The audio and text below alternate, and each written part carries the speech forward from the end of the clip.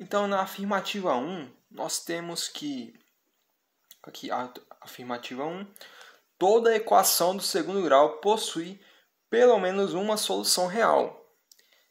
Nós temos que lembrar que em uma equação do segundo grau, o que vai definir se essa equação vai ter ou não ter solução é o discriminante, o delta. Então, se o delta é positivo, ou seja, maior do que zero, a equação do segundo grau vai possuir duas soluções reais.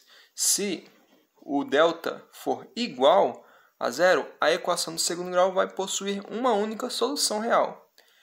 E se o delta for negativo, ou seja, menor do que zero, a equação de segundo grau não vai possuir soluções reais. Então, a afirmação de que toda equação do segundo grau possui pelo menos uma solução real é falsa, pois equações do segundo grau que possuem o delta menor do que zero, ou seja, negativos, não possuem soluções reais. Então, essa alternativa 1 é falsa. Na alternativa 2, afirmativa 2, nós temos que uma equação do segundo grau é conhecida como incompleta quando o coeficiente b ou c é igual a zero.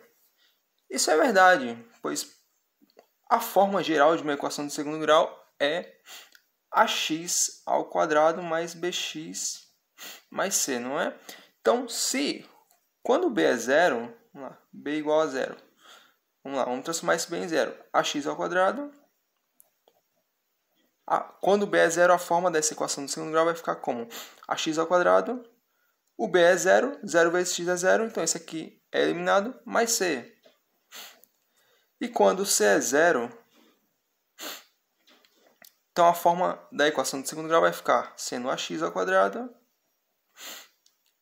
mais bx mais c, mas o c é zero, então nós desconsideramos e fica só essa forma. Então ela vai ficar incompleta, justamente quando o b ou c são zero.